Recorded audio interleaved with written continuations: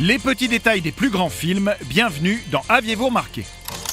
Et si vous deviez vivre encore et encore et encore et toujours le même jour? Une question étrange tournait à la comédie dans le cultissime Un jour sans fin, dans lequel le pauvre Bill Murray rejoue encore et encore et encore et toujours le même 2 février. Un sacré bout de comédie qu'on vous propose de redécouvrir à travers ses petits secrets et détails. Le pauvre Phil Connors, homme météo de son état, revit donc éternellement le fameux jour de la marmotte. Petit détail amusant pour commencer, si dans le film on ne voit vraiment que 38 journées bien distinctes, des fans ont calculé que pour savoir jouer du piano, sculpter la glace et savoir tout ce qu'il sait à la fin du film, il aurait fallu au héros 12 403 jours, soit presque 34 ans. De quoi devenir fou. Le réalisateur du film, Harold Ramis, avait quant à lui glissé à l'époque qu'il pensait que Phil devait bien avoir passé 10 ans à revivre la même journée. À vous de juger. Petit détail bien visible cette fois-ci lors de la scène de Phil au restaurant ici, où l'on peut remarquer que toutes les horloges du lieu sont arrêtées, comme pour rappeler la situation du personnage principal bloqué dans le temps.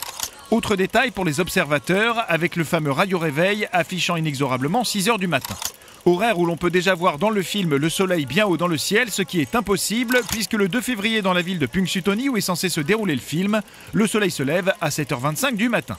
Il devrait donc faire encore nuit noire, petit faux raccord. Le film nous laisse également apprécier quelques petits secrets amusants comme dans cette scène de bataille de boules de neige pour laquelle le réalisateur avait en fait invité les enfants à lancer leurs projectiles vers Bill Murray le plus fort possible.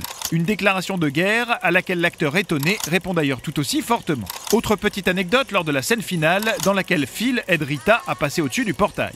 Un geste assez rigolo et de gentleman, ou pas, puisque le dit portail était en fait bloqué par le gel et que ce fut la seule manière de tourner la scène. Les cinéphiles auront aussi aperçu pour sa toute première apparition au cinéma le comédien Michael Shannon, futur Zod de Man of Steel, que le réalisateur Harold Ramis s'offre un petit caméo juste là, dans le rôle du docteur de Phil, ou encore que le personnage de Buster ici est interprété par l'acteur Brian Doyle Murray, le propre frère de Bill Murray. Enfin dans le film, Phil tente d'expliquer à Rita qu'il revit encore et toujours le même jour, et il confesse qu'il a été poignardé, abattu, empoisonné, gelé, pendu, électrocuté et brûlé, soit toutes les méthodes utilisées par les assassins du célèbre Rasputin, mais ça bien sûr, vous l'aviez remarqué, non? I got you, baby.